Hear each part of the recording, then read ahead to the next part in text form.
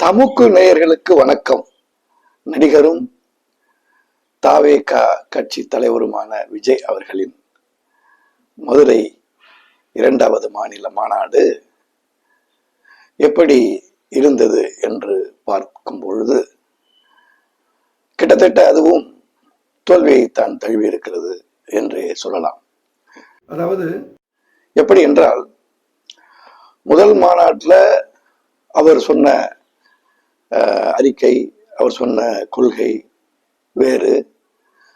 அங்கே வைக்கப்பட்டிருந்த பதாகைகள், பெரியார், அம்பேத்கர், இவர்கள் எல்லாம் 2வது மாநில மாநாட்டில், மதுரை மாநாட்டில் காணோம், இல்லை. இப்ப 2வது மாநாட்டில் அண்ணா, எம்ஜிஆர் இவங்கெல்லாம் வந்துட்டாங்க. இப்ப என்ன மக்களுடைய கேள்வி எப்படின்னா என்ன இருக்குன்னா, விஜய் அவர்களுக்கு எது கொள்கை, என்ன கொள்கை அப்படிங்கிறதா இருக்கு. விஜய் முதல்ல ஒரு படம் பண்ணாரு, அந்த கதை வேறங்க, அடுத்த படத்துக்கு வேற கதை சொல்லுங்க அப்படின்னு கேட்பாரு இல்லையா? அவர் மட்டும் இல்லை, ஒவ்வொரு சினிமாவும் அப்படித்தான் எடுக்கப்படுது. இந்த இந்த அதாவது முன்னாடி ஒரு மாதிரி கிரைம் சப்ஜெக்ட் பண்ணோம், அது இப்போ வேண்டாம், இப்போ ஒரு மாதிரி வேற மாதிரியான ஒரு ஃபேமிலி லவ் சென்டிமெண்ட் எடுப்போம் அப்படி சொல்ற மாதிரி மாநாட்டுக்கு மாநாடு தன் கொள்கைகளை மாற்றிக்கொள்கிறவராக இருக்கிறார் விஜய். இதுதான் இப்ப நமக்கு தெரிஞ்ச வரையில அனுமானிக்க முடியுது. பல அரசியல் ஆய்வாளர்கள் எல்லாம் அதை தான் சொல்றாங்க. அதாவது ஏதோ வாய்க்கு வந்ததெல்லாம் பேசுறது ஒரு பேச்சு இல்லை. இன்னொன்னு, ஒரு தலைவரை தலைவர்களையோ அல்லது முதல்வரையோ ஒரு அடைமொழி போட்டு பேசுறது அது ஒரு நல்ல விஷயமா படல. அது ஒரு முதிர்ச்சியா தெரியல. ஏதோ பேசணும் அப்படிங்கிற மாதிரி அவர் பேசுறாரு. கூட்டம் வருது, விஜயை பார்க்கறதுக்காக வரும். அதுவும் வெளியில, அதுவும் மதுரை போன்ற மக்கள், எம்ஜிஆர், விஜயகாந்த், ரஜினிகாந்த் இவர்கள் எல்லாம் ரசித்தவர்கள் அவர்கள். அது சாதாரண மக்கள் அவர்கள்.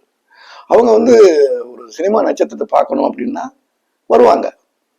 ஆனா ஓட்டு போடுவாங்கன்னா அப்படின்னு கேட்டா அது அவங்களதான் கேட்கணும் அப்படிங்கிற மாதிரியான ஒரு சூழ்நிலையில இன்னைக்கு இருக்கு. இவரு ஏதோ சொல்றாரு. எனக்கு இப்ப அதாவது நம்ம கட்சியை பத்தி பேசாம இருக்க முடியாது. ஏன்னா நம்ம பேசுறது இப்போ அரசியல். எனக்கு திமுக எதிரி, பாஜக கொள்கை எதிரி, திமுக அரசியல் எதிரிங்கிறாரு. என்ன புரியல, என்ன பிரச்சனை உங்களுக்கு திமுகவில்? நான் கேட்கிறேன், நீங்க எம்ஜிஆரையும் அண்ணாவையும் போட்டதனுடைய நோக்கமே அதிமுக தொண்டர்களை, அதிமுக வாக்குகளை பெற வேண்டும் என்கின்ற உள்நோக்கத்தோடு தான் அப்படிங்கிறது நல்லா விட்ட வெளிச்சமா தெரியுது. அப்போ நீங்க வரும் பொழுது ஒரு கட்சி தொண்டர்களை கபலீகரம் செய்ய வேண்டும் என்கிற எண்ணத்தோட வர்றீங்க, புரியுதா? அப்புறம் வேட்பாளரை அறிவிக்கிறாரு. எப்படி அறிவிக்கிறாரு? மதுரை கிழக்கு தொகுதியில் நான் இப்ப வேட்பாளர் அறிவிக்கிறேன் அப்படின்னு சொல்லிட்டு சொல்றாரு. மதுரை கிழக்கு தொகுதியில விஜய் அப்படின்னு ஒரே மக்கள் குஷியாகி, ஏன்னா அந்த மதுரை மக்கள் தானே வந்திருக்காங்க, திரண்டு வந்திருக்காங்க. தலைவர் முதல் முறையா அரசியல்ல பிரவேசிக்கிறப்போ நம்ம ஊர்ல போட்டி போடுறாரு. எப்படி எம்ஜிஆர் மதுரை பக்கமே நிற்பாரு, அவர் ஆண்டிப்பட்டியில் நின்னாரு. இப்படி பல்வேறு இடங்கள்ல நின்று அவர் ஜெயிச்சாரு. மிக பிரமாதமான வெற்றியை அவர் ஏற்று தந்தார். அது மாதிரி இவரு மதுரை கிழக்குல நான் போட்டி போட போறேன் அப்படின்னு சொன்ன உடனே அவங்களும் பாவம் ஒண்ணுமே தெரியாம அப்பாவி ரசிகர்கள் உடனே கை தட்டினாங்க, விசில் அடிச்சாங்க. பொறுங்க பொறுங்க பொறுங்க, மேற்கு தொகுதியில விஜய், தெற்கு தொகுதியில விஜய், வடக்கு தொகுதியில விஜய், ஆண்டிப்பட்டியில விஜய், கோயம்புத்தூர்ல விஜய், இப்படின்னு எல்லா தொகுதியிலையும் விஜய் போட்டி போடுறாரு அப்படின்னு சொல்றாரு. இது என்ன, இது ஒரு காமெடியா இல்லையா? ஒரு வேட்பாளர் சேஃப்டிக்காக ஒரு இடத்துல நிற்பாங்க, இன்னொரு இடத்துலயும் நிற்பாங்க. அது வந்து எல்லா தலைவர்களுமே செய்கிறது தான். இந்திரா காந்தியே வந்து தமிழ்நாட்டில் போட்டி போட்டாங்க. அதைத்தான் வந்து அவங்க பேரன் பேத்திகளும் அதை ஃபாலோ பண்ணாங்க. அதே மாதிரி எம்ஜிஆர் 2 தொகுதியில எல்லாம் போட்டி போட்டிருக்காரு. என்ன இது வந்து ஒன்றும் ஒரு பெரிய விஷயமே கிடையாது. ஆனா 234 தொகுதியிலையும் நான் தான் போட்டி போடுறேன் அப்படின்னு சொல்ற மாதிரி, அதாவது என்னன்னா, நான் வேற அல்ல, நீங்கள் வேற அல்ல, நீங்க தான் நான் தான் நீங்க, ஏன் முகத்துக்கு ஓட்டு போடுங்க அப்படின்னு சொல்றீங்களே. இப்ப இதுக்கு முன்னாடி வந்த தலைவர்கள் எல்லாம் வேற யாரு முகத்தை காமிச்சு அவங்களுக்கு ஓட்டு போடுங்க நான் சொன்னாங்க? இல்ல. இப்ப எம்ஜிஆர் கட்சி ஆரம்பிச்சாரு, மக்கள் எல்லாம் எம்ஜிஆர் பக்கம் போனாங்க, எம்ஜிஆருக்கு தான் ஓட்டு போட்டாங்க. ஆனா எம்ஜிஆர் என்கிற தலைவர் ஆண்டிப்பட்டியில யாரை நிறுத்தணும், மதுரையில யாரை நிறுத்தணும், கோயம்புத்தூர்ல யாரை நிறுத்தணும், அங்கே யாரெல்லாம் செல்வாக்கு நிறைந்தவர்கள், யாரெல்லாம் மக்களோடு நெருங்கி பழகுகிறாங்க அப்படிங்கிறதெல்லாம் விசாரிச்சு வேட்பாளரை அறிவிச்சு அவங்க வந்து தேர்தல் களத்தை சந்திச்சாங்க. தலைவர் கலைஞரும் அப்படித்தான், எல்லா தலைவர்களும் அப்படித்தான் செய்வாங்க. புரியுதா? ஆனா இவர் என்னவோ புதுசா பேசுறேன், புத்திசாலித்தனமா பேசுறேன்னு சொல்லிட்டு மொக்க வாங்கிட்டு இருக்காரு. அது ரொம்ப, அதாவது எப்படின்னா இம்மச்சூடா இருக்கு அவருடைய பேச்சு, கொள்கை இல்லாம. நான் வந்து எனக்கு வந்து எம்ஜிஆர் தான், அரசியலிலும் சரி சினிமாவிலும் சரி எனக்கு எம்ஜிஆர் தான் வந்து பிடித்தமானவர். எம்ஜிஆர் பிடித்தமானவர்னு எங்கேயாவது ஒரு இடத்துல நீங்க உங்க படத்துல காமிச்சிருக்கீங்களா? சொல்லுங்க. அதாவது அரசியலுக்கு வர்றவங்க, எம்ஜிஆரே அரசியலுக்கு வரும் பொழுது அவர் திமுகவுக்கு சார்பாக இருந்தார், திமுகவில் இருந்தார். அவர் திமுக கட்சி வளர்றதுக்கு பாடுபட்டாரு. அதன் பிறகு வந்து கட்சியில் ஒரு பொறுப்புல இருந்தாங்க. அண்ணாவுக்கு பிறகு வந்து யார் முதலமைச்சர் அப்படிங்கிற ஒரு போட்டி நிலவுகிற பொழுது நாவலர் நெடுஞ்செழியன் தான் சீனியர் தலைவர். ஆனா எம்ஜிஆர் வந்து கலைஞருக்கு சப்போர்ட் பண்ணாரு. கலைஞரும் எம்ஜிஆரும் மிக நெருங்கிய நண்பர்கள். எம்ஜிஆருக்கு கலைஞர் திரை உலகில் பல உதவிகளை செய்தார். வசனம் எழுதி அவரை வந்து வெற்றிப்பட கதாநாயகனாக ஆக்கினார்.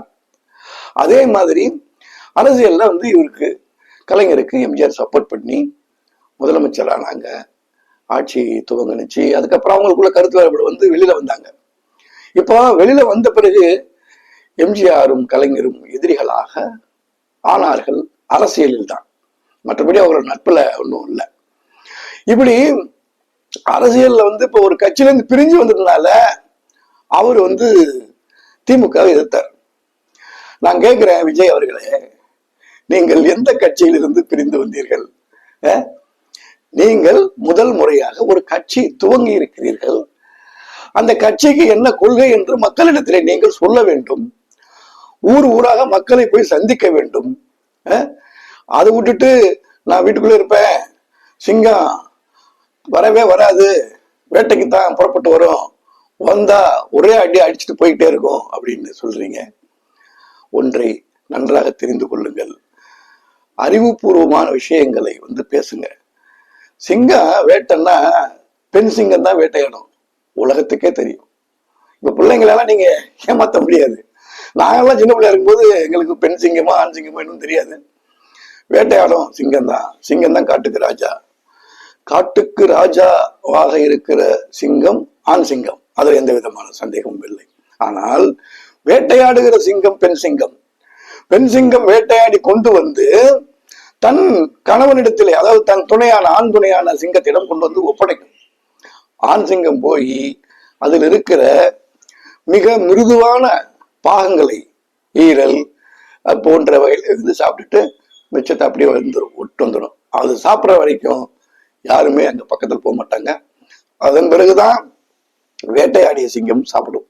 அதன் பிறகு மற்ற விலங்குகள் அதை உண்ணும். இது அனைவருக்குமே தெரியும். டிஸ்கவரி சேனல்ல நீங்க பாக்குறதே இல்லையா விஜய் சார்? இப்படி எந்த பொது அறிவும் இல்லாமல் வந்து பேசுறது சரியில்லை. அப்புறம் வந்துட்டு அடுத்து சொல்றீங்க, நான் வந்து எனக்கு வந்து திமுக எதிரின்னு. எதுக்கு எதிரி? என்ன விஷயம் உங்களுக்கு? என்ன திமுகவுக்கும் உங்களுக்கு என்ன பிரச்சனை? திமுக ஒன்றுதான் இங்கே பலமான கட்சியாக இருக்கிறது, அதை எதிர்த்து தான் நாம் போட்டியிடணும் அப்படின்னு உங்களுக்கு ஏதாவது தோணிச்சா, இல்ல யாராவது உங்களுக்கு அறிவுறுத்தினார்களா அப்படிங்கிறது இங்க பிரச்சனை. இப்ப நிறைய விஷயங்கள் அங்க இருக்கு. அப்புறம் முதலமைச்சரை கூட நீங்க அங்கிள், டேர் அங்கிள் அப்படிலாம் சொல்லியிருக்கீங்க. அது மேடை நாகரிகமற்ற வார்த்தை. நீங்க பர்சனலா அவங்க கலைஞர் ஃபேமிலியோட ரொம்ப நெருக்கமானவங்க. உங்க அப்பா கலைஞருக்கு மிகவும் வேண்டப்பட்டவர், அதெல்லாம் எனக்கு தெரியும். நீங்க பழகிருப்பீங்க, அங்கிள் கூப்பிட்டுருப்பீங்க, அதெல்லாம் வேற. அது வீட்டுல கூப்பிடுறது வேற, பொது மேடையில் கூப்பிடுறது வேற. இந்த அடிப்படை நாகரிகம் கூட உங்களுக்கு தெரியவில்லை. நீங்கள் எப்படி அரசியல் நடத்த போகிறீர்கள் தான் முக்கியமான விஷயமா இருக்கு. அன்பு நேயர்களே, மரியாதைக்குரிய நண்பர்களே, இந்த காணொளியின் தொடர்ச்சியை நாம் இன்னொரு காணொளியில் நம்ம பார்ப்போம். தொடர்ந்து இந்த மாநாட்டை பற்றியும் விஜயை பற்றியும் நம்ம பேசுவோம். இந்த காணொளியை நீங்கள் ரசித்திருப்பீர்கள் என்று நினைக்கிறேன். சப்ஸ்கிரைப் பண்ணுங்க, லைக் பண்ணுங்க, ஷேர் பண்ணுங்க. நன்றி, வணக்கம்.